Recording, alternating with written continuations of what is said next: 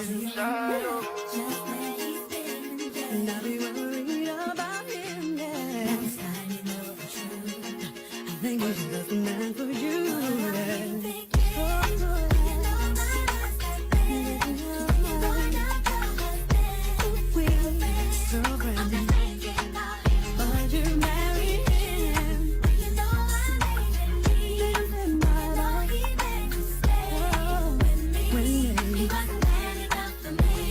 I know holy, and I know they get both, like the Bible.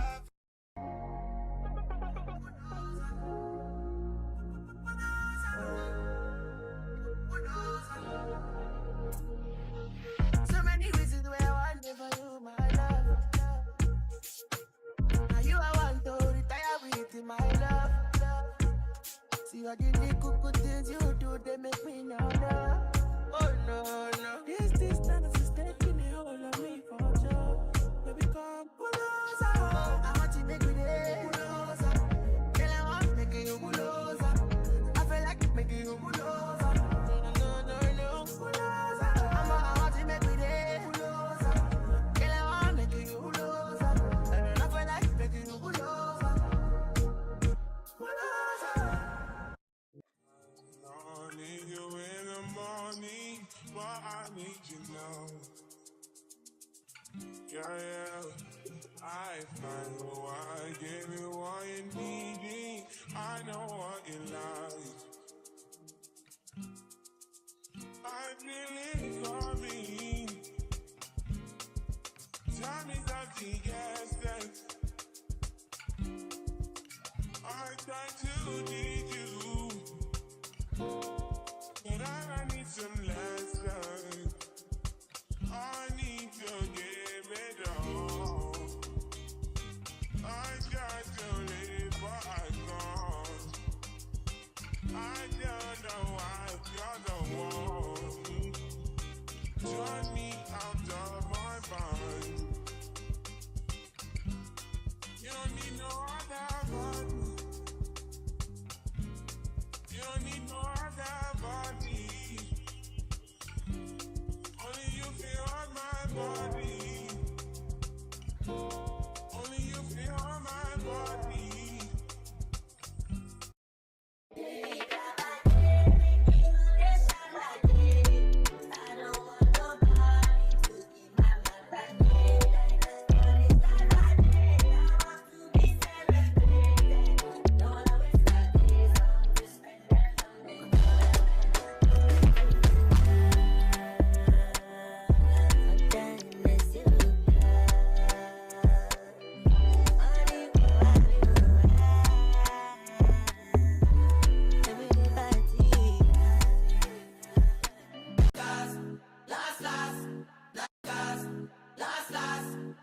Everybody go to breakfast.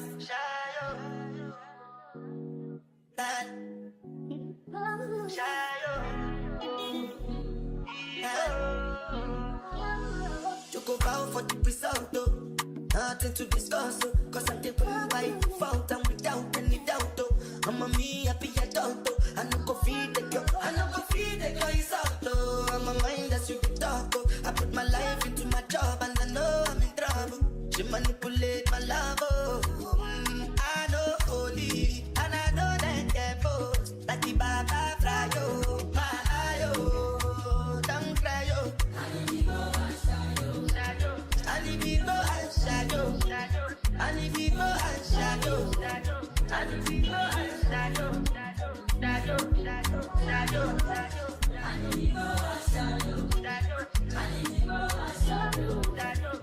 need go and shadow.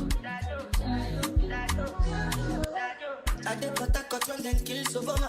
I did try to buy moto, Toyota Corolla. My feelings been they swing like Django Lover. Feelings been they swing like Django Lover. Now you crash your Ferrari for like Ibona. Now so much you make you have been all over. My feelings today swing like Django Lover. Feelings today swing like Timbani at you. I'm a white dog in Venice. Why you say I did nothing for you? And if I do anything you want me to do, Timbani at you. I'm a white dog in Venice. Why you say I did nothing for you? And if I do anything you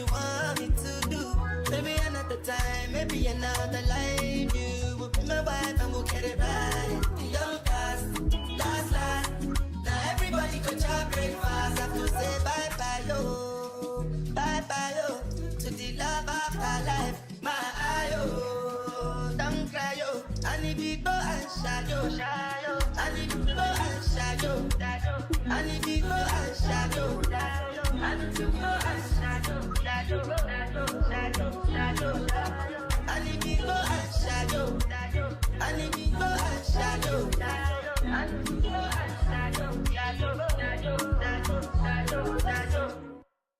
Another banger.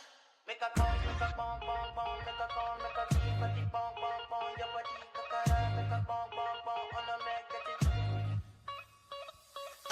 Kilo fat, I'm a dead chocolate, fine, fine, oh, bucket, watch your love for like it, why not more, your body, chocolate, bush it ready, yeah, in my day, double dose, kilo fat, why now, my lady, tell me within your body, I'm a damn easy, baby, and you want to give me control, if you want to get already, I'ma make up my you, I'ma need your gun, I go my you, I'ma need your gun, maybe, do maybe, but I'm money there, do maybe don't go carry belly, do maybe, like one of me see, yeah, come see, baby, make a bomb, make a bomb, bomb, bomb, make a call, make a keep a deep bomb, bomb, bomb, your body, kakara, make a bomb, bomb, bomb, on a make it, get it, bomb, bomb, bomb, fine girl, make it over there, do fine boy like this, so if I hear see want I go vex.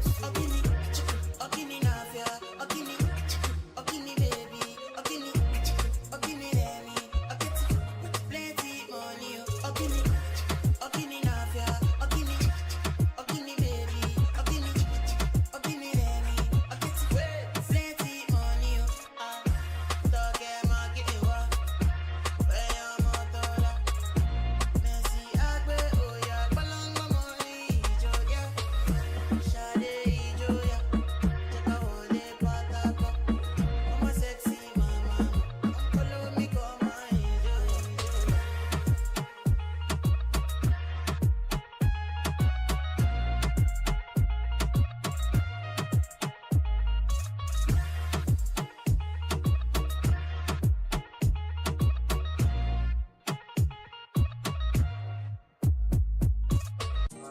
I need you in the morning, but I need you now. Yeah, I find what I give you what you need. I know what you like. I feel it coming. Tell me something, yes, yes. I try to need you, but I need some lessons. I need to give it all. I try to live, but I can't. I don't know why you're the one. Turn me out of my mind. You don't need no other body. You don't need no other body.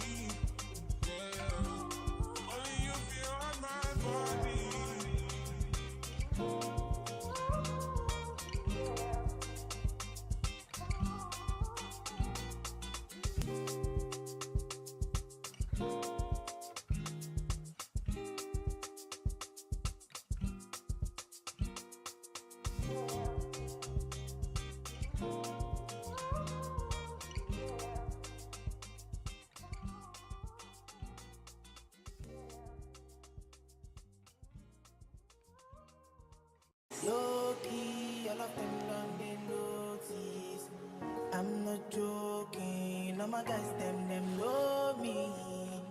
Since '06, I've been writing this story. I know be OG, but if you ask them know me. I know they blow trees, only know me know. Music chose me, just know this and know peace. I get lucky, but I'm never lonely. Sexy ladies, come and feel me slowly.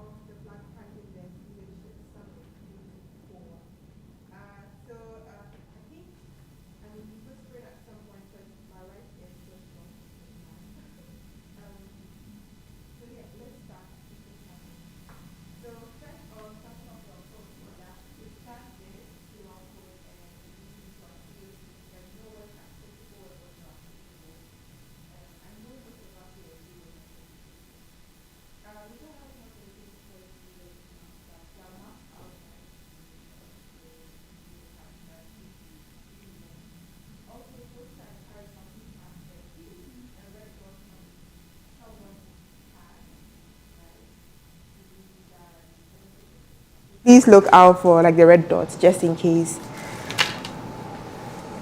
Also, there are restrooms at the end of the hall out that way, so you could use it if you need it. And for any questions or concerns, you could just ask us. Do you have any questions or concerns? The restrooms are all gender.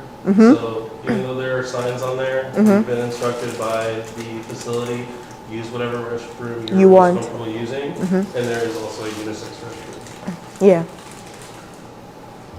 Yeah. There's a Jungle Girls event going on upstairs. So if you're interested in going for Jungle Girls, it's also there. This today is going to be split up into morning and afternoon tracks. So the morning tracks, we have 9:20 a.m. to 10:05 a.m., the Chop It Up session. Then we have the 10:15 to 11 a.m., that's the state of BPD. Then we have the 11 a.m. to 1 p.m., like a lunch and a snack break. For the afternoon track, we have, for 1 p.m., we have the welcome and opening remarks. 1:15, we have the keynote address by Wesley. By 2:05, interactive session where we'll give you highlights into certain things happening in BPD now. At 3 p.m., we have a panel discussion. 4 p.m., we have breakout sessions. For 5:15, we have a breakout session recap. 5:45, we have our closing remarks. And by 6 to 7:30, we have a happy hour on the rooftop we could use the elevator to get there or the stairs. So at that time, we would figure it out. Many thanks to our sponsors, Defna, Python, PSF, Cactus Group, for giving us this wonderful place. And so up next, we have the Chop It Up session. So, yeah.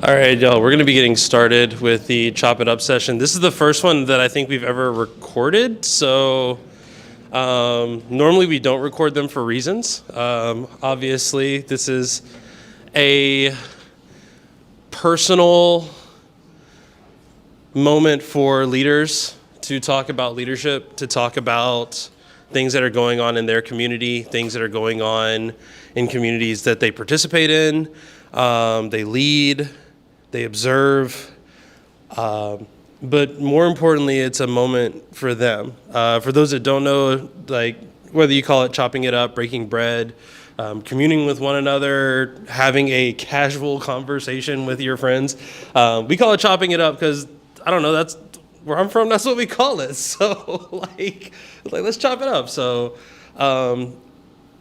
I'm going to kick it off with the question that I always ask. And this is one of those, like, a head nod is fine.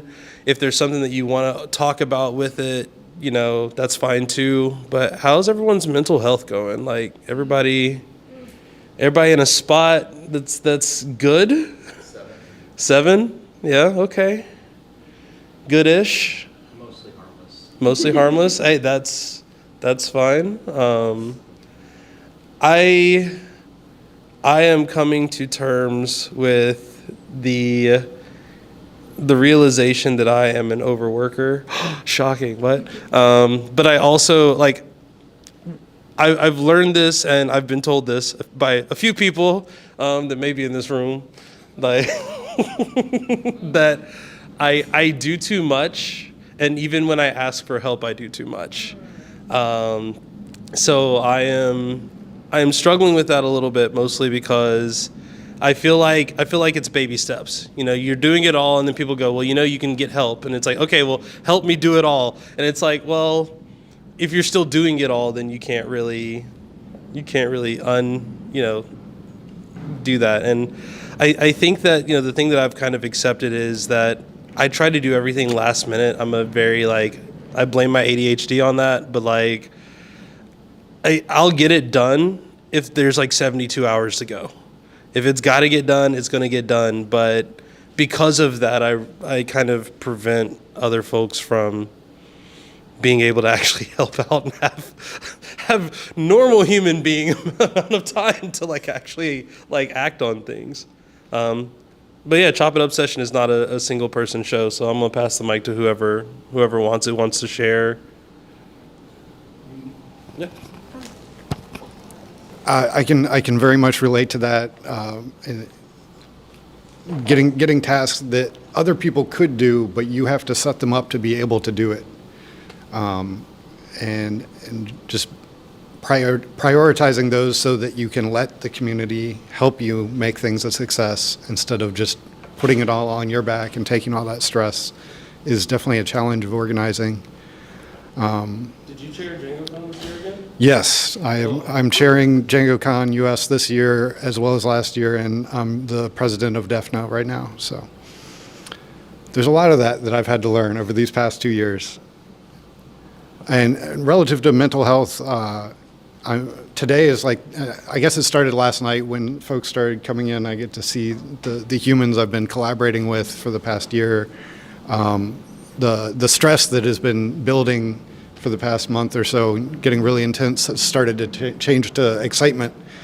And I know things are in place, and if there's a problem, it's going to get solved, or it just can't be solved, and we'll live with it. So that's a really nice feeling at this point. Anybody else have thoughts on mental health? I do have thoughts on mental health.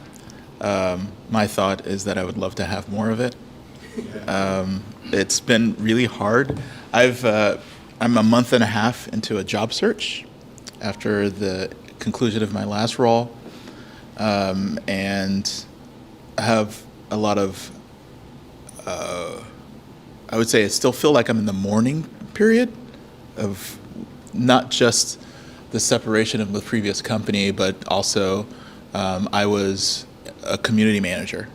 And so it's not just the company, but the people that I serviced in that role.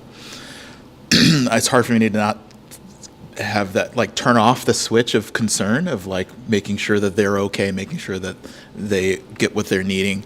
And also the sadness of knowing that some of the promises for the future won't ever come to fruition. And just like a worry about them being nurtured, because with community, and I know a lot of people do community, they're unpaid positions. It's a lot of labor, a lot of trust that is the currency of how they work, that someone has your back, you have their back. And so that type of, like, the breaking of that agreement is also something that is been on my mind for these people that I had this connection with. And the other part of it is the general, my feelings towards my previous employer is that it was a very unfair situation in terms of the separation. I won't go into details because of paperwork. Wink, wink, nudge, nudge. But it's how, like, larger companies, larger corporations can make decisions that can affect your life when they themselves don't know the details and the nuance of how it'll affect you, how it'll affect the department, how it'll affect the impression outside of the company. And so the cold callousness of the whole thing, of not just that, but the system and systems that are just prevalent, and where that stuff is more of a norm than an outlier, which is, it makes, as a person who also has ADHD, another symptom is really a sensitivity to how things are just, and making sure that things are fair and fairness.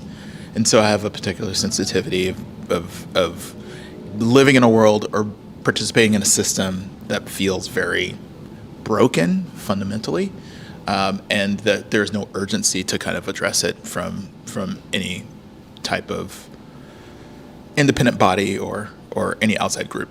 And how a lot of my friends, colleagues, ex-colleagues or whatever are also subject to some of the same negativity, where they can't speak up because then it jeopardizes their future and their stuff. So mentally, it's just like I'm holding a lot of, like I said, things in the past, but also just still wondering, as I move into whatever my next role will be, how optimistic can I be? What do I leave? What do I take? And as leaders, there's also like this feeling of change. Like you can be a change agent. You can make things better, that you can leave an impression that's positive. And I have also that fear of wanting to have that same drive, but also running into some of the same brick walls over and over and over again. Really quick, I want to speak on behalf of the chat. Also, you are getting tons of hearts. So, Keith in the chat mentioned certainly mental health could be better. Some of the life stuff, won't get too deep into it. I mean, he said in the chat there, but I love what you said, it's hard to balance, and seeing that being off balance makes it really hard to reset. And I think that's been one of the things that, for most of us, and I mean most of the Black Python devs leaders, there is like a 50-50 split on leadership while employed and leadership while seeking work. And that work may be contract, it may be, I'm doing something now, but I'm trying to do something better, or I'm trying to get into the industry while I'm doing something different. And I also share some of that like balance, and trying to do more of that. Shortly before we did the, hey, like, we're Black Python devs, we're here, everybody hear about us. Like, I changed jobs and changed roles, went from being a senior IC to a staff level IC that is being put in a position where management is like a thing. So like, even though I don't have any direct reports, I have mentorship calls with, coworkers. And, that sense of fairness is absolutely there. But I think also it's really hard to go into like, hey, I'm leading people who are looking to me seeking guidance, and then like flip that switch to where it's like I'm kind of leading people who are seeking guidance, but also they have the ability to tell me like, nah, I'm gonna do whatever I want. And it's like, okay, cool, yeah, like you're a coworker, like I can't really fix that part, but like, and most of them don't. But I also have to approach it that way too, of like, no one here is getting paid. So, I'm not your boss per se, but I kind of am your boss. And that puts pressure on me versus where like, hey, I'm your coworker. How do I make sure that my coworkers are happy? But more importantly, like as a quote unquote boss, how do I do that extra bit of like, I need to be a little bit more demanding, but I also need to be a little bit more nurturing as well. And that's, again, trying to find that balance and be able to, it's almost like flipping a switch. Like, I wish it were that easy. Like, I wish I could just flip a switch and go from one to the next. Anybody else want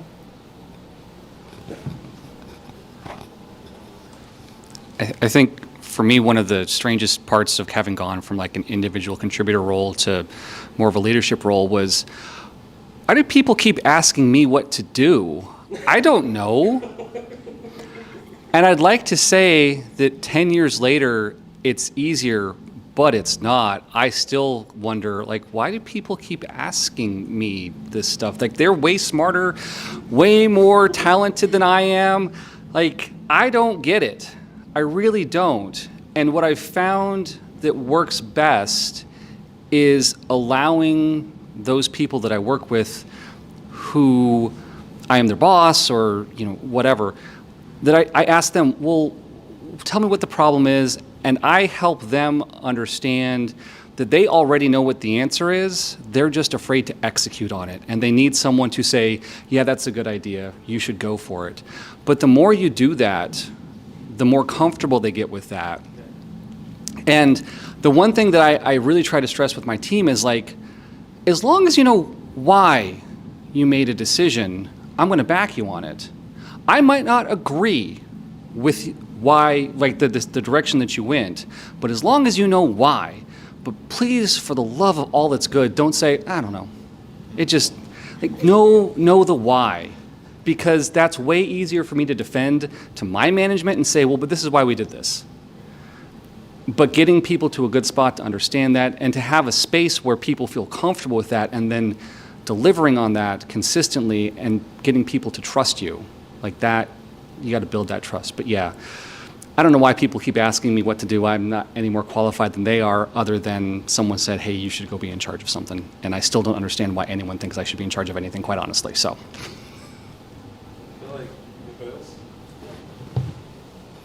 So on my part, I'd say there are two things I'm going to talk about. So balance and also managing expectations.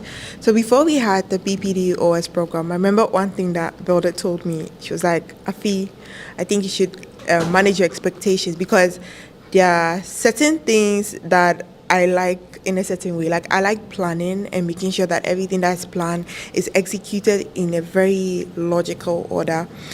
And she had to give me that reality check. So I added it to the documents below in capital, that manage your expectations, because this is the first time we're running something like that. And that really went a long way, because there are a lot of things that I didn't expect, things I didn't see coming, and things I'm definitely going to learn from. So it's been a very great experience, and managing my expectations has been one of the best things or one of the best advice I've ever gotten. And I'm happy because as a leader, other people who have been through programs or have led with you know how you are. So it's great when they give you such advice. The second thing with balance, I think Jay and other people, you've mentioned handling work with open source and community. And it's not easy because you are being paid to work. That's what you're being sustained, or you're sustained on. And then you also have community, which is mostly unpaid. The ratio of paid stuff to unpaid stuff for me is probably 1:99. Like, you understand? Like 1% being paid, and the 99 I have to fund most of it. So I'd say, yeah, it's a bit tricky there, but it's great contributing to a community and seeing how it grows, seeing your ideas and your contributions coming live. So yeah, with respect to balance, it's quite tricky getting a balance of both things, because sometimes community and the programs take a lot of time and effort than even your work. But in actual fact, it's your work that's supposed to drive, because that's what you're being sustained on. So it's a bit tricky in there. For mental health, I don't know if I'm the right person to talk about this, because within the last year, I've seen like 2 layoffs. So it's been really tough, like really hard. I think the end of the previous conference we attended, it was quite tricky because it was really tight. There's a lot of layoffs going on. Nobody knows who's going to go, who's going to stay. So mental health has been a bit shaky, but harmless. It's been good so far because I have a very good community. I have people around. Yeah, so just hoping for the best. Yeah. I saw Velda scoot up. Did you want to? I don't know if you want me to do this because, yeah. So, I don't know how to say this, but what I struggle with is balance, because sometimes I'm like, if I'm not doing it, then I'm dropping the ball. And I don't want to feel guilty for taking a break, but I still feel guilty for taking the break. So my question to all of you is, how do you balance all the things that you're doing and not drop the ball? I mean, it sounds like you think that we don't drop the ball. No, because all of you are amazing, because I'm like, all of you are doing so many things, and I'm like, I'm struggling here. How are you doing all this with a straight face? So, yeah. So I am one of those people that is extremely busy. So I am looking for a new job right now, which is a new thing. I'm also I co-host 2 podcasts, and also I'm on the steering committee of a nonprofit. So, and I'm a father of 2 kids who are very young. So I do a lot also. I'm also on the leadership team for our local Blacks in Tech chapter. What I learned is that work-life balance is not necessarily a point-in-time balance, but it's an average. And that sometimes you will over-index on something, but then you need to make sure that you work out the equation so that the average works out. Because there might be a conference for work where you're all in, or a launch, or a fundraiser for a nonprofit, or something related to that where you just need to have extra time and attention, but then you need to take the vacation. You need to take some time off. Maybe clock out early on a Friday, or go in a little late on a Monday. And so it's something that you should keep track of, like you're keeping track of all your other projects, your life. But see how much you're putting in, but then realizing that what is due on the other things that you need to also focus on. Because I felt really, really guilty of just trying to do everything average. And that felt like I was leaving something on the table every single time with everything. So I was doing everything half-assed, pardon the language. And so being able to spike when I need it and take the breaks when I need it for each one, and just figure out that round robin rotation, was the one that made me feel like I wasn't ever just, one, like you mentioned, expectations. One is that I had the right expectations on myself, but also for each group, they knew when I was gonna be like, hey, we have a project launch, and so this is what's happening. Or, hey, we have a conference coming up. Or, hey, I have a vacation coming up. So being able to inform every group of when I was not available was also really, really helpful. I didn't want to, because I feel like Velda, I've been told this I've been told this one thing by a person in this room. It's, you don't need permission to be awesome. And like, I think that's the thing that I see in just the work that you're doing, is that everyone sees it and everyone is like, how do I keep up with Velda? Like it's not, I don't think like you're trying to look at the people like that are in front of you in the race, and you don't realize that they're all behind you, like trying to like, what are you doing? How do I keep up with that? And then another friend of mine who does the show Conduit with me says this: no is a complete sentence. Like, sure, there might be consequences to that complete sentence, but no is a complete sentence. Like, it doesn't need to be justified.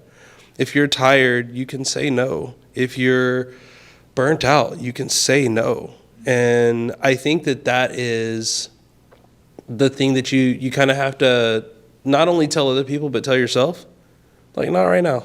Like, I want to do that thing, not right now. I mean, you saw it. We had like paperweights that we 3D printed for everybody, and I was like beating myself up because like they turned out so bad. And I was just like, it's okay to be like, hey, 3D printer, sorry for like running you for 3 days straight on this, but like, no, like that's where it ends. But like at the same time, it's having that confidence to say no, and say it however you say it. I can't right now, or I'm over-indexed on things. Like, whether it's to me, whether it's to bosses, managers, I've learned that saying no the first time is really, really hard and really, really scary. But most bosses worth their salt will understand that that's coming from a place that is understandable. And the better you are at saying it, the better that they're going to get at accepting it. And if they don't, then like that's like a whole nother conversation about like, that's probably not a healthy environment to be in, and we got to, adjust and fix those things. But yeah, no is a complete sentence, and that's for you, that's for other people as well. Sorry, just a quick thing, because it made me think of something I heard in like a graduation speech like a million years ago from Samantha Power. Don't compare your insides to other people's outsides. Like you're seeing everyone's outsides and you're not seeing like they're doing the same thing. And then 2, sorry, I got 3 points. I always do 3. 2 is a thing I always often say to myself is, do you know the phrase leaving it all on the field? Is that, it's like a sports thing, whatever. But like if you leave it all on the field, it's on the field. You don't have it anymore. It's gone, I was thinking about your like, you got to balance, go hard. So it's like, okay, I went hard on that thing and I left it on the field. I can't use it right now, So you can't be going all in all the time. And then last thing, like, you will not die if you drop a ball, you know? No, like, you know, these are all great strategies for keeping balance and but like sometimes you don't do it perfect and like you fail. Like everyone screws up, you know? And like, is it good? No. Is it like, are there consequences? Often. But like, it's good to practice, honestly, because it's like, you know, sometimes you drop a ball and like people hate talking about times they've failed, you know? And like, it's embarrassing, but everybody's done it. And like, you know, if you're not screwing up, you aren't taking enough risks, you know? That's my 2 cents, 3 cents.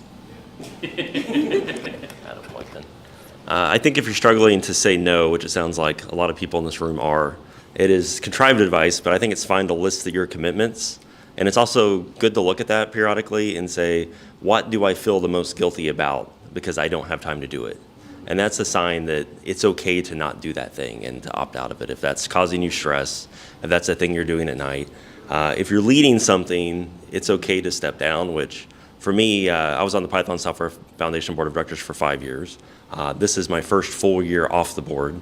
It's my first full year not being definite president. Thank you, Peter, for taking that over. And it's been a really good year. For me, from a mental health perspective, I think I used to keep myself super busy because that silenced the brain thoughts and stuff. So for me, I was a little worried about would the old demons or thinking come back? And after like 9 years of this stuff, it didn't come back.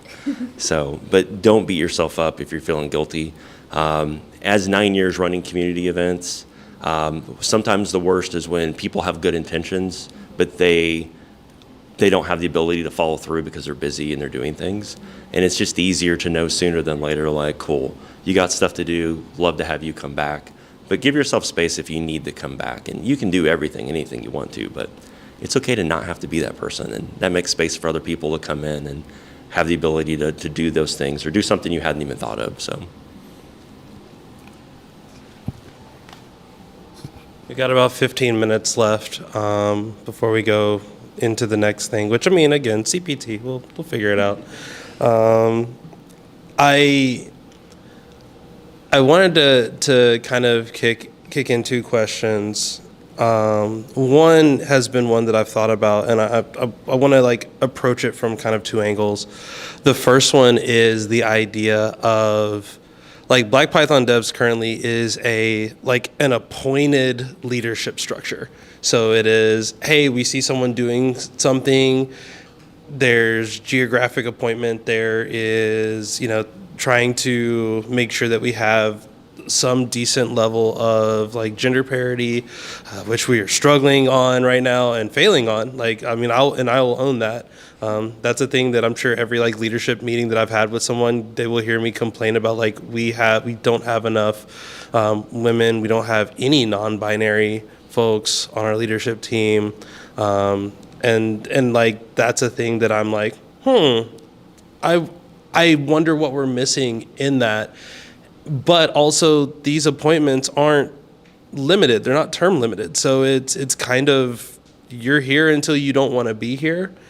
And I remember Sumana's keynote at PyCon that had like, you know, hey, mark this on your calendar as like the day where you're allowed to just quit your volunteer like efforts. Stepping down is fine, whether you're a project maintainer or whatever, like just take inventory of that. And there was a part of me that is interested in the idea of running a term limited structure, including myself, which is, you know, that's weird to say of like, oh, hey, I'm doing all this stuff, or like, hey, I started the community or whatever. But you know, what do people think about that? Maybe in like regards to like Black Python devs, but maybe also in regards to the spirit of like giving your team a very like marked on the calendar. This is a time where you can go, I'm not doing this anymore. Someone else has got to step up and do it. And I guess also with the ability for them to rerun for their same position, I guess. My very quick comment is just to cite Naomi Cedar and to watch her keynote from PyCon US 2022, which is, you know, start succession planning the day you start.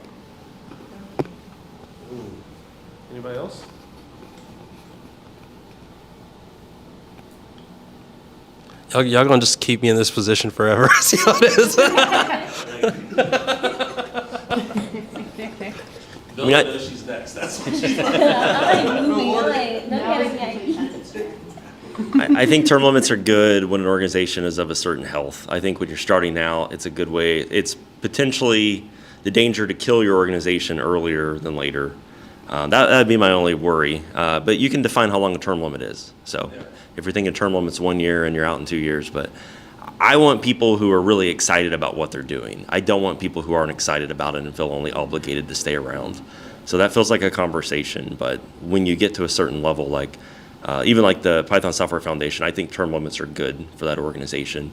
The issue we had was when it came to diversity, we would have killed diversity in certain countries, in certain areas, because it's an organization that is primarily in North America. It's a North American nonprofit. That didn't scale globally like we thought it would. Now, 2-3 years later, I think it scaled very well, but it kind of took a push to do that. So term limits for that organization, but it's been around for 20 years, 30 years? So Language 30 or 20. yeah, so 20 years of the Python Software Foundation, 30 years of the language. So for something like that, not to pick on them, but that's the organization I know, I think it's healthy to have term limits for something of that maturity level. But if you're burned out and need help finding the next J or Velda, you've got a community base now to do that.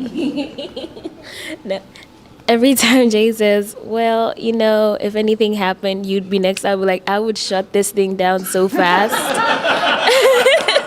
I'll be like, no, I'm not trying to get ulcers or anything. So I'll just be like, you know what, fam, I tried, but yeah, somebody can pick this up later, but it's not gonna be me. And have a nice life. Yeah, because sometimes I think you mentioned that you struggle with this a lot. And I feel like I'm constantly on your neck for it because Jay says, I need help. We're like, okay, we're going to give you help. And then he's like, oh, but I need it fast, so I'm just going to do it. And I'm like, what do you mean? Like, what do you need then? Yeah, because I'm like, if you're having a whole team help you, I feel like I don't want to attack Jay, but it also comes off a little bit like untrustworthy of the people that you're with. So it's like, I don't think I trust you enough to give you this and to do it in like 48 hours. And I feel like that's something that you need to develop. You're like, okay, most of the times you do things like on a weekly or a 2-week basis, but right now I need this done in like the next 48 hours. Could you do that? And people would step up. But then if you're not giving people room to step up, then what are you doing again? And you need help again. So anytime you say I need help, I'm like, are you gonna handle it okay? Are you okay? So yeah, I think that's kind of like something that you also get to learn like as you still go. And I think you're struggling because it's like the first time you're now having to like trust a bunch of people who you've not met probably, and you need to like stand your ground and be like, okay, I'm gonna close my eyes and I'm gonna release this and let other people do it. So yeah, I feel like we still have like a lot of people who want to volunteer and want to do stuff, but you need to give them room to do it and to make mistakes and correct the mistakes and adapt. Yeah. Okay. Yeah, I'll actually second that because I have talked with, I'm not a manager, by the way. I just read a lot of books, and I've had really great managers. But I've talked with a couple of my friends, and, when they have direct reports, they are like, yeah, I gave them this assignment, but they didn't do it how I wanted to. And so, like, are they struggling? Are they not performing well? I'm like, well, did you give them enough time to do it? Do they understand the context of what they're doing? And so, like, in that regards, like, having, and I know this is about, term limits, and I actually am going to come back to that, but having, like, yes, giving people time to do the things and then giving them the space to do it, because sometimes you learn that people do things drastically differently than you would have done something. And it's like, oh, like this, it becomes a learning experience for all parties involved. And I personally love that. But then when you do need something done in a quick manner, but you don't feel like you have you don't feel like someone else could turn it around as quick as you can, like it might be good at that point to like set, hey, here's kind of like the rubric for what this needs to look like, so that that person also feels like, all right, I am meeting these objectives, but still also I have the flexibility to do it how I would like to do it. In terms of term limits, I always think term limits are healthy, but I do, recognize for like smaller organizations, it can be harder, right? Especially if people don't feel like, oh, I'm not ready to take all of this responsibility yet, and like this person's doing such a great job, so like they should just continue to do it. But I volunteer for like a nonprofit here, and it's a bunch of high schoolers in robotics, FIRST Robotics, and something that we just had to go through, or we will be going through, is like succession planning. And so having the plan for, hey, this is all the stuff that I do, and I have it documented, I have it written out, like, I think that is also very helpful. Because it's not like people don't want to do things, it's they often feel like, I don't know how to do these things. So like having that documentation is always key for, so term limit's good, but also it needs to be followed with documentation and like a succession plan. And then we had a question in the chat from Keith as well. Also, shout out to Keith, 'cause I think Keith is on the Pi Ohio team, which is like a Black Python Devs like official partner. So love the work that we're doing with them. But Keith asks, how do you balance the feeling of needing help but not wanting to burden those helping you? And I think that's the question. Like, that's the, hey, I need help. I kind of don't know how, because I don't really know what the process looks like yet. And if I'm being honest, a lot of, like, I get up on stage and I give a talk and people are like, at some point it felt like you went from prepared to making it up as you go along. And I go, oh, you noticed that. Like, that is my presentation style. It is like, I'll take copious amounts of notes for myself. I will do everything. And then the day of, I throw it out the window and go, you know what? Let's just make it happen. Let's see what happens.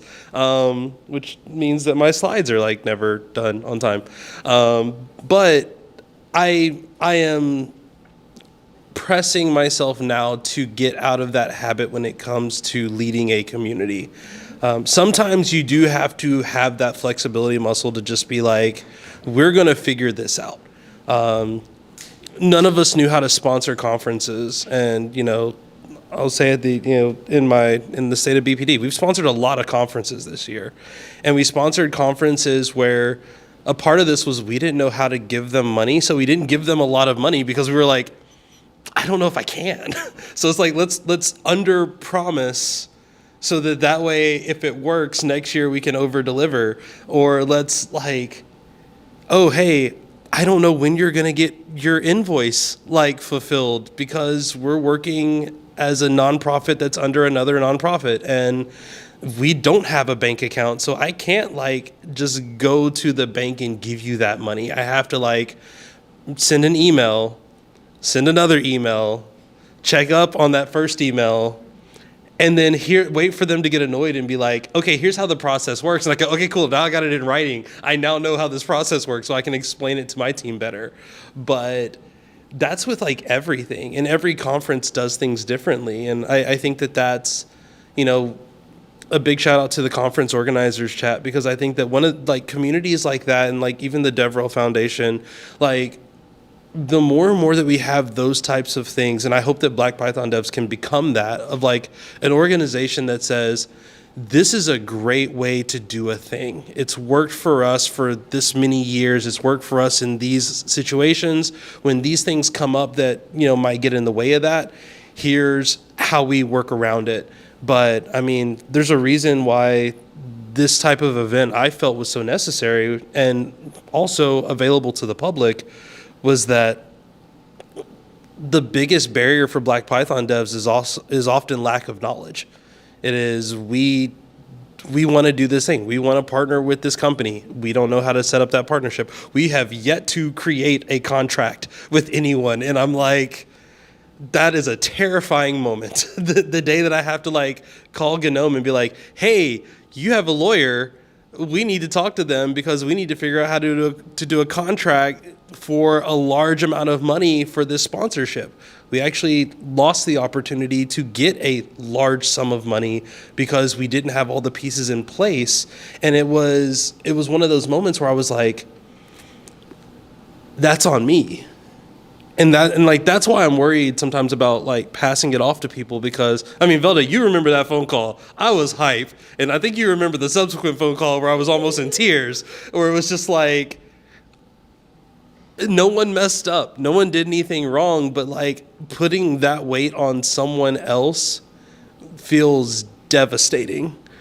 And so like, I mean, Keith, I don't have the answer to the question of like, how do you not remove that burden? I think that going back from my military leadership, like, you make tough decisions, and sometimes tough decisions, luckily not in this field, but sometimes tough decisions result in the loss of human life. And I try to think to myself, and this has been, like, I've said this on every interview that I've done, it's like, what's your biggest weakness? The fact that no one will die from any decision that I make while at this company. Because I think really long and hard when I have to make a decision that could have, like, a life impact. But because I've had to make those decisions before, now it's like, oh, it would cost the company a lot of money. That's okay, we'll make more. Like, no big deal. As we get ready to wrap up, were there any other questions that people wanted? Oh, can I just... Or comments, yeah. Oh, yeah, just a quick, I also don't have an answer to Keith's question, but just an endorsement of saying no. I learned this by practice from a mentor. I love working with people who I know will say no when I ask them something and they can't do it or it's too much. So by saying no, you're really helping the people around you, both to do it themselves and like, that's what makes it easier for me to ask someone to do something, is that knowing they'll tell me if it's a burden. A little bit in response to Keith is when something comes in that I feel like I can delegate, I like to, as soon as I realize that, post it in Slack and say, hey, who wants to do this?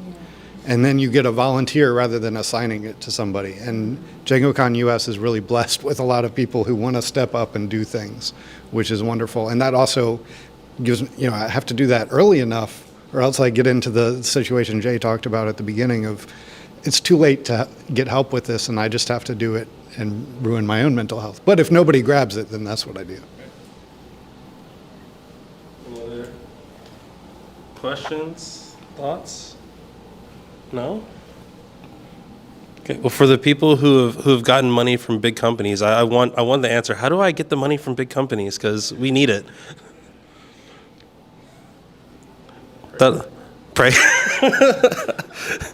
That'll be a different question. Maybe I'll email some people and be like, "Hey, how do we?" Figure out the contract thing first. Good to know. Throw AI. I mean, you'd be surprised. I mean, we borrowed your health and safety statement with permission, of course. Awesome. Well, cool. We're gonna break there. Thank you. Oh, yeah. Yeah. Hi, guys. I'm not really sure what we've been discussing, but something you said just made me think of a question.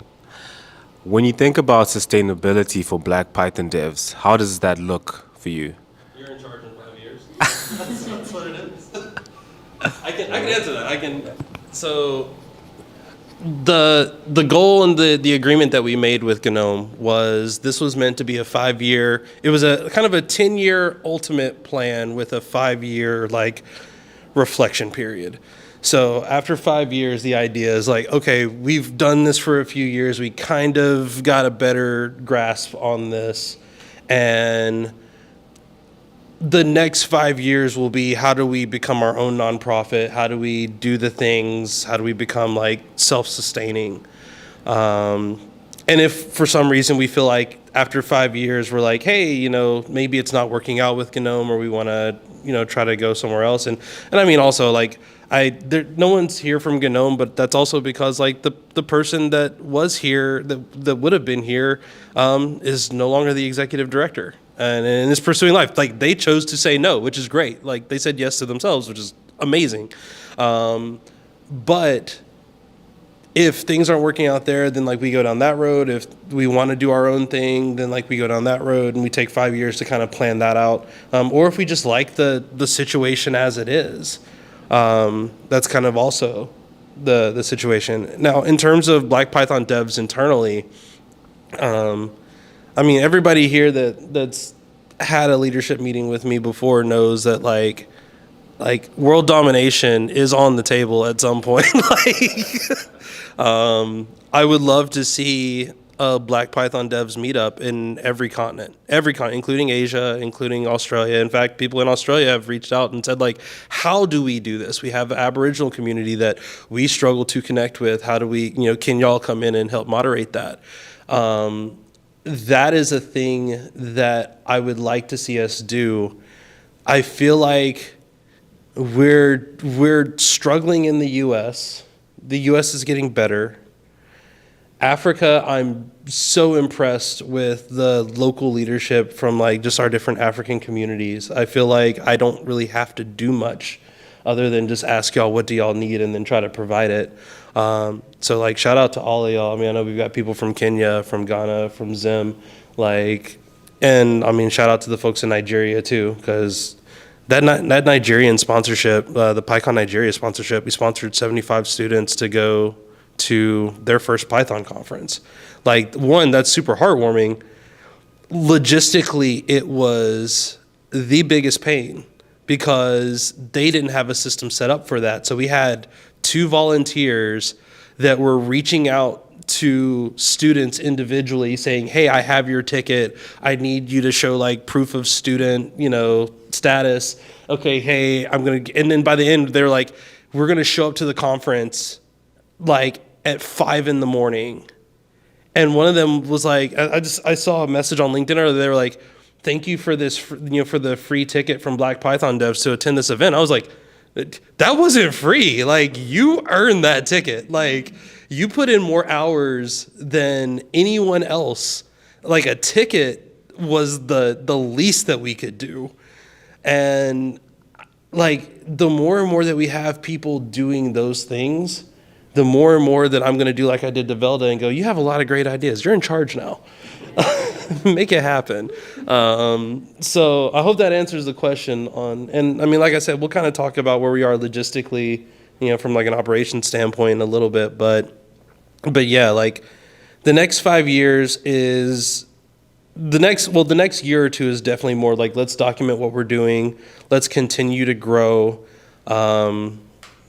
Let's try to make sure we're growing in the right direction. As I've talked about before, our leadership needs to definitely be improved in terms of gender diversity. I think regional diversity, we're doing really, really well, but I mean, there's always going to be things that we can improve on. I absolutely want us to get into South America next year. I want us to continue improving in the U.S. And that doesn't mean there's any less of an expectation from, the African continent as well. Like, I would love to see more events happening, and we're not meant to start those events. We're meant to support them. We're meant to, I mean, if we have to start them, we'll start them. But like, more than anything, hey, I see you're doing this thing. What support do you need to keep it going, to make it better, to improve it, or even to do the thing? Like, sometimes we're so ready to try to improve it, and sometimes it's like, you don't understand. This was like a check away from not happening. So, and I mean, even like this event, this is a very small, intimate event. We've got like as equal number of people watching online that are here, which to me is like, Velda, what did I say? Like, if 5 people show up, it's a win. And like, if we double that, then like, I'm over the moon because we've proven that we can do this. And then now comes the next step of like, how do we improve on this? How do we make it better? How do we make it bigger? And I'm not going to spoil any of future announcements to come later today. So yeah, I'm going to leave it at that. But is there any last thoughts, comments, questions? Okay, we're going to take like a 5 to 10 minute break and set up for the state of BPD, which is me talking more, sorry. But yeah, thank you everybody for hanging out and chopping it up with us. Thank you.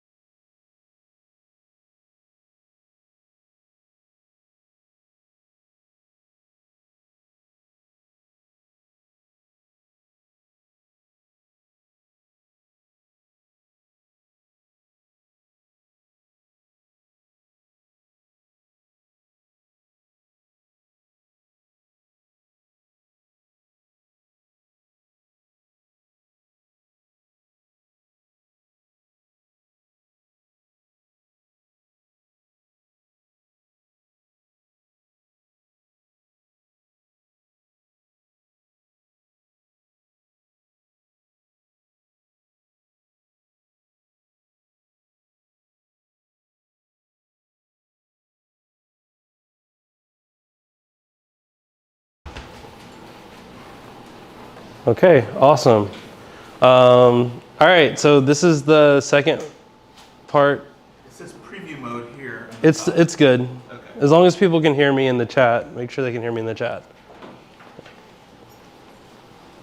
But yeah, so the second part of the morning session, again, the morning session was intentionally very short because it was very like Black Python devs focused, where the second half is more general community, like learning from us, but also things to take out of Black Python devs. This part is just the state of BPD. I think it's good to have these from time to time just to let people know where we are, how we're doing, kind of the plans, and this is really going to run for the fall of 2020, like up to the fall of 2024 into like what we're going to be doing or planning to do in 2025. So yeah, these are kind of the different topics we're going to go over. There's, you know, a few here, and we'll start from leadership.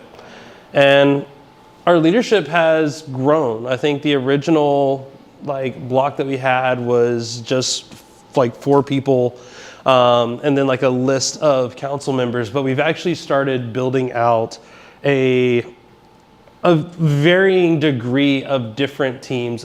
We still have 3 of our 4 original officers, and then we also started introducing programs into Black Python devs, some of the things that we'll talk about in a little bit. And we have identified kind of leaders in those roles as well. And then we also just realized that, again, running a community is hard, and sometimes you just need like bodies, and bodies that you can trust, people that you can talk to and like, hey, we want to do this. What are you like?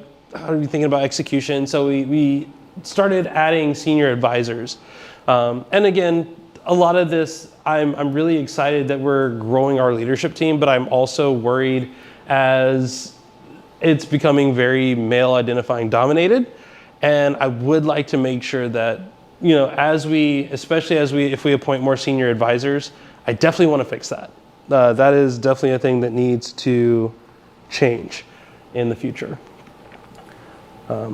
We've also added some teams, and some pictures have been left out intentionally for folks who they have like moonlighting policies at work that they're kind of concerned about. But we have 2 teams that have especially taken off, which are our documentation team and our social team. Our social team is still growing. I am the bottleneck in that because I like to just go into Buffer and Canva and make stuff and then publish it, and like that's not the process. So I got to get better at that so that I can give them power to do more things. But we've expanded our social media platforms. We were a LinkedIn group, Mastodon account, and a Twitter account. We've added Instagram to that as well, and we created a LinkedIn page so that folks could hear official Black Python devs things. And we've also started establishing local community leaders and recognizing them, and we still have our 20 leaders serving as council members. These local community leaders are doing more in their local area, but also representing Black Python devs at the same time. Shout out to Teresa, or Stancy as we call her, who has taken up kind of the leadership role in something that I'll announce in a second, in Ghana. And then again, Derek, who was like super pivotal, took the lead in like running the entire booth for Pi Ohio and like managing it. And like all I had to do was send all the stuff. It got to his house, and then like, he did everything else. And then like messaged me like, hey, what do you want me to do with this stuff? And I'm like, keep it for the next one. Like you did fantastic. I heard nothing but good things. And Nadir, or Q as we call him, who is our newest community leader who's doing a lot of work in the DMV area.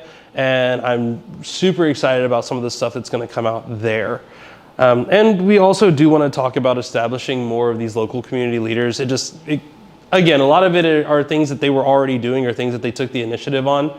So it will wind up being kind of that essence of people saying, hey, we want to do something in our area, or we're already doing something in our area and would love support. And then they kind of become the point person for that. Growth is good. Growth is really good. I think at PyCon's era, we were 400 members. We're double that now. We're at 820 members in our Discord. We have almost 900 followers on Twitter, and LinkedIn is, it's growing. Like, I'm a LinkedIn nerd, I guess. That's my thing. This has been really awesome. I think the thing that we've noticed more than anything, that as these break down by quarter, that it usually tends to wrap around events, either something that we're doing, some type of promotion. Like PyCon Nigeria sponsorship, we saw a large growth in our Nigerian community. The Ghana meetup, we saw some growth from the Ghana community. So it seems like we're going out in fits and spurts, which just tells me that I think the biggest challenge for us is just getting the word out. That's kind of why I do want to push on social media a little bit more, because obviously the more people that hear about us, the more that they'll join and jump in. And, community membership count is hard. We don't have like a sign up here to become a member of this level or these types of things. So we usually play it by ear, usually off of the Discord numbers, because those are the people who are hearing from us more than anything. And that's where the majority of the conversation, albeit little conversation, is happening. And then the other fun thing that we get to say is like, hey, we've had over 300 individual donors, which is like fantastic. And we've raised $26,000 this year. As you can see, most of this was May. PyCon US showed up for us. That was fantastic. I guess being on stage helped a little bit. I don't know. You give people a QR code and you say, hey, do that and donate, and they do it, and like, cool. That's why on all of our like in-between slides, there's that same QR code. Like, let's try that again. Who knows what'll happen? But similar to our membership growth, we've seen kind of the same thing around like donations. They tend to go kind of around events that we're doing. So, hey, we're doing this event. We'd love your support, these types of things. Be sure to donate, be sure to give, and kind of those things. And $26,000 was 5 times what we said we needed to operate on.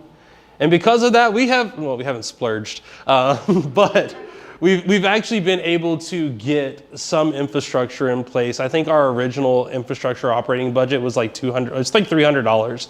Now it's about $1,200, which still means that the idea is, one, this money should last us, because we know how efforts always start really well, and then the increase is kind of slow. Right now, our recurring revenue is about $400 a month in recurring donations.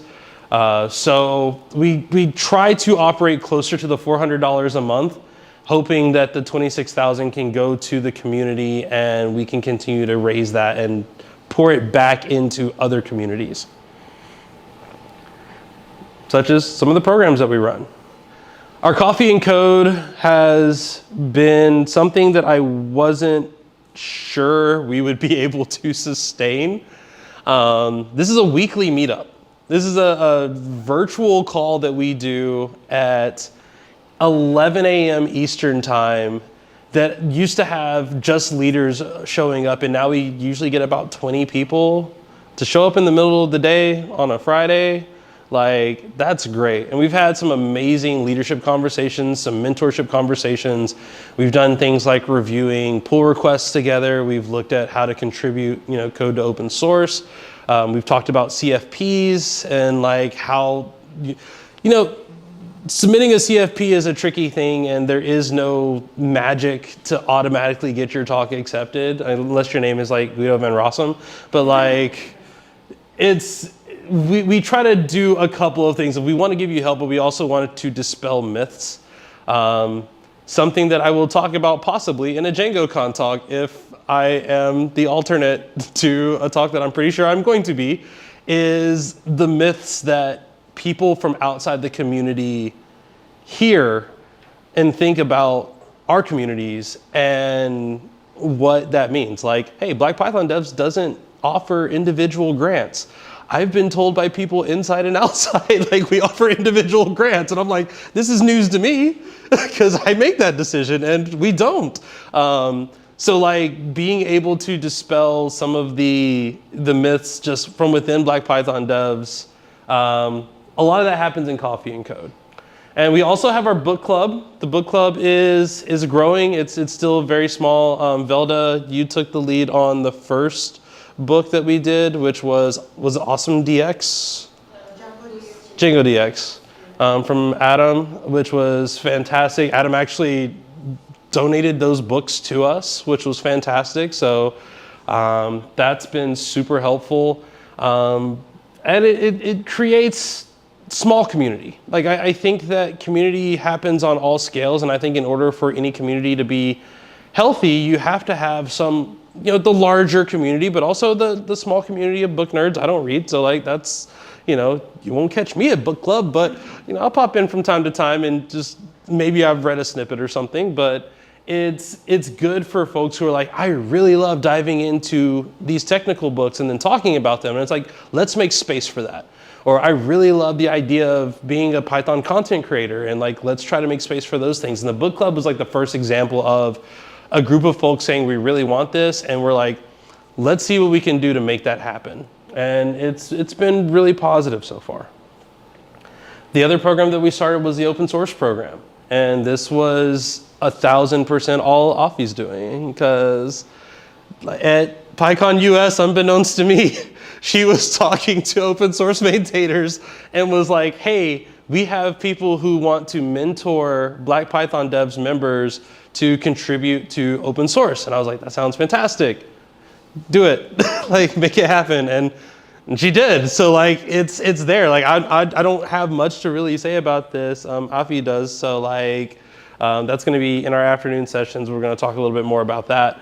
But it's been so heartwarming to see people come in, and I mean we're getting like 2 or 3 pull requests per day now on our website, and I think a lot of that is coming from as we talked about in the Chop It Up session, people being empowered, like, hey, you can do this. We're here to help you do it, but like you can do it. I know you, sir, in the chat. many contributions from you, Alex. So I appreciate that. That's been super awesome, and it happened to coincide with doing some of these programs. We've also launched our first Black Python Devs official meetup. It's on meetup.com, and this one was in Accra, Ghana, and it was just amazing to see so many folks just like enjoying being around other Python developers. And like I talk about this period of like seeing yourself in the room. Every time I show people this picture, they're just like, whoa, like those are all Python developers. And I'm like, that's so dope. Also, we had a Pizza Inn where I grew up, so I was like, this is like, they don't have those anymore out here. I don't know why, they need to bring them back. But yeah, this has been super awesome. I think the next one in Accra is in November, and that I'm looking forward to hearing more about that. And again, I don't really have much insight on it because I'm not running it. But next time we'll have to have Stancy come and tell us about that. So let's talk about giving. Giving is always good. Oh no, well, this is what I get from not presenting from my machine. But what you would normally see there, we'll skip there. We'll shift to future. You can kind of see him in the background. It's really faded there. But we sponsored 11. No, that's fine. We sponsored 11 conferences this year between May and now. So in less than 6 months, we've been able to contribute to 12 events. 3 of those were in the US. We currently have 3, and then we have a few more happening in Africa as well. One is going on later this week with PyCon Africa. And then we also have PyCon Zim that's going to be happening in October. And PyCon Ho, which is in the Volta region of Ghana, will be happening in October as well. We also were able to put on a workshop in Harare for brand new beginners learning Python. These are people who are career changers. And I mean, I am a career changer, and in the US it was hard. It took me about 2 years to transition from like, hey, I do this Python stuff for fun. I would really like to make a job out of it, kind of. And in other countries, I think it's probably harder, just given some of the challenges where a lot of US companies that will take these chances, that don't look at college degrees, that don't look at your credentials and say, hey, we'll take a shot at you, don't have offices in countries, and they don't like to hire people where they don't have offices. So like that becomes a challenge that hopefully we're trying to fix in some way, shape, or form. I did talk about kind of the future, so this is where we're kind of shifting to that. So for 2025, the plan is to support some number of South American events. We've sponsored plenty of events in the US. We're going to continue to sponsor them. We've sponsored plenty of events in Africa. We want to sponsor them. There are at least 3 events that we should realistically be like reaching out to in South America to see how we can help there. The other thing that we want to do is we want to double our base sponsorship. Again, I was extremely conservative with how much money we were going to give out this year because I didn't know how long we would need that money to last. And our traditional sponsorship was about $600, the same that we sponsored PyOhio for. Usually we do our best to sponsor directly either into their opportunity grant or into direct tickets for individuals. And then we often will coordinate getting those tickets to those individuals. We talked about it. The plan is to move that up to about $1,000. I would like to do more. A lot of that will ultimately depend on what our donation numbers look like based on our expenses. So it's going to be a slow increase, especially as we want to add more conferences that we're supporting. But I think that we can do it. I also want to talk about upcoming Black Python Devs meetups. We're currently talking with folks who are already doing the work in the DC area for doing Black Code Collective. They've agreed to talk with us a little bit more, give us some advice on trying to get the structure up. Again, Q is running all of that, and I am very much just excited to hear more about what that plan is. And I keep seeing Atlanta up there and I go, wait, is that me? Yeah, that's me. So yes, the hope is to start a Black Python Devs meetup in Atlanta as well. And I'm hoping to work with the folks at Refactor Tech, which is my home conference now, just because I love the work that they're doing. They came out of Black Girls Code, they came out of Women Who Code, sorry. And they've put on amazing work and they're doing regular meetups now. So I'm hoping that I can learn from them and maybe use that to also start Black Python Devs in Atlanta. And there have been talks about some other locations. We're currently trying to figure out the logistics of that, but definitely don't have enough information to announce those yet. Again, if you want to start a Black Python Devs meetup in your area, all you gotta do is come and tell me. That's the way that works. We just figure it out. But we also want to support local meetups and workshops. We currently have on our list about 4 different meetups or nonprofits that are wrapped around a meetup. One of those conferences that we sponsored was PyTexas. So we're working on trying to figure out an official sponsorship, what an official sponsorship of the PyTexas Foundation would look like, especially since we're excited to hear that they just brought back the Houston meetup, and we want to make sure that that goes off successfully. A part of these local meetups and support contingencies is that they are in areas where there is some audience of Black individuals. And as we did promise, I actually did have we had a secret agent go into a local meetup for a community who was interested in figuring out how they could improve their position on making it more friendly for Black faces to attend these meetups. I mean, again, like they knew it was happening, they didn't know when. So we just kind of like, hey, I need you to do me a favor. Can you go to this meetup and tell me what you think? And then we're still compiling kind of those thoughts to make an official report and send it to them so that they can choose to act on that how they want to. There's also a plan to talk with the fine folks at DEFNA at some point while we're at lovely DjangoCon US 2024 about seeing how we can potentially sponsor more Django Girls meetups in some of the areas in which we operate.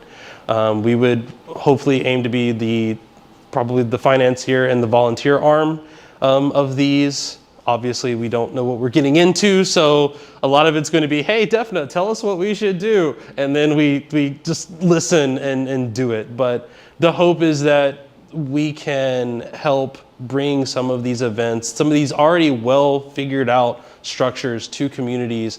And obviously DEFNA's concern is mostly North America, but we want to take those lessons learned and do the same thing across the rest of the globe. And we have an official partnership to announce. We're happy to announce that O'Reilly has come on kind of as an affiliate partner type thing. They've agreed that, including for this event, we have the ability to do giveaways that are free to individuals. We know that one of the biggest challenges that we've talked about, especially in African communities, is getting resources to the continent. We tested this. We have successfully shipped books to Kenya, physical books to Kenya. It costs the recipient of those books nothing, which was fantastic. O'Reilly covered all of that. So now we are certain that we'll be able to do that in meetups in Ghana, in Kenya, as well as some other locations, as long as O'Reilly has the infrastructure to do so. And the plan is, obviously, ebooks are always great because they're a lighter lift, but physical books are an option as well. I talked about our coffee and code. As beneficial as it's been, we are making the decision to move those to a monthly schedule. Not because weekly was really, it wasn't necessarily that it was bad, it was just we couldn't really plan. So we would wind up going into these calls and hey, what's everybody been working on? Okay, well, I've been doing this, I've been talking about this, here, let me show you, pull up a screen. And I think that there is a space for that, but we really wanted to give people an opportunity to actually do things and create presentations and get practice giving talks and presenting in front of a crowd. We've seen how helpful that's been when we've helped workshops. We've helped people come in and do practice, lectures on workshops and things. So we're moving them to monthly mostly so that we can do things like bring in guests, so that we can have kind of a plan on what we're going to talk about, and ultimately give us time to execute on those things so that I don't feel like, hey, I'm doing everything at the last minute. So moving them to monthly is good. And then our leadership hasn't really been, we've been talking a lot, but we haven't really been officially meeting.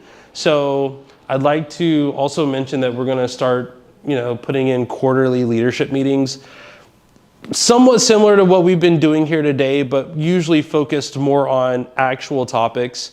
We feel like quarterly is probably good for now. We will readjust that as we need to, but that's kind of where we're thinking so far. And as always, we can't do this by ourselves. So we're always looking for more volunteers, more mentors. We've had a lot of really great opportunities. I'm actually going to be presenting to students at Howard University later this year on behalf of Black Python devs. Those opportunities only come up when people are like, hey, I know someone that knows someone that might know someone that, we would love for you to get in touch with them.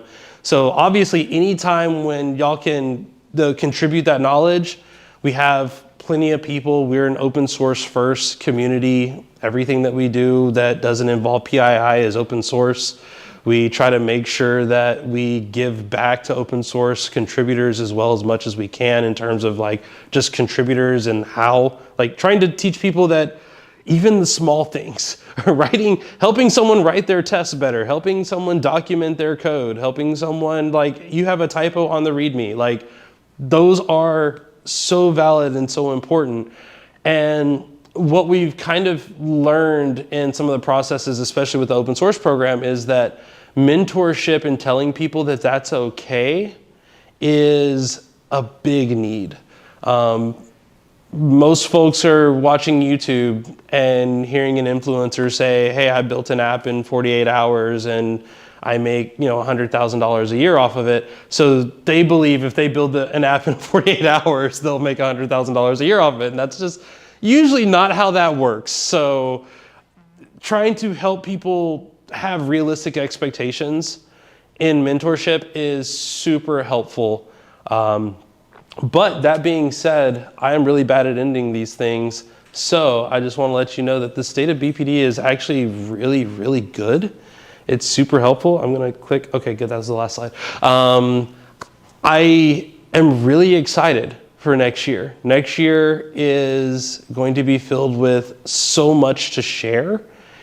And hopefully, as I've been told by some of our leadership, hopefully we do start bringing in more and more leaders, more and more mentors to help us achieve that. And there is the very real conversation of a lot of this will cost money, and figuring out how to get our second corporate sponsorship would be great. Also keep that first one. That's gonna be good too. But yeah, that's gonna wrap it up for the morning session. We're about 10 minutes early, which is good. We're going to pause. We're going to cut off the morning stream. So thank you everyone on stream that has been checking it out and hanging out with us. There is an afternoon stream. Go to the website, blackpythondevs.com, click on the Leadership Summit link, and then there is just a second YouTube window that's already there waiting for you. That stream will kick off at 1 p.m. Eastern time. Was it GMT -4?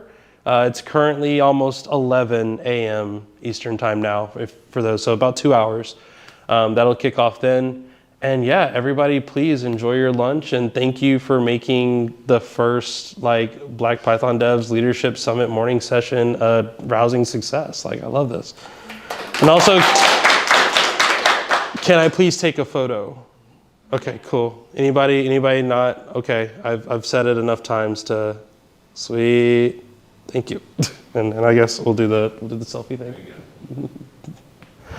Awesome. All right, y'all have a good lunch.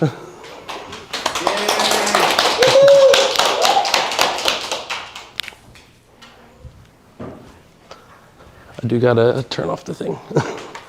The mic isn't, it's not muted, I don't know.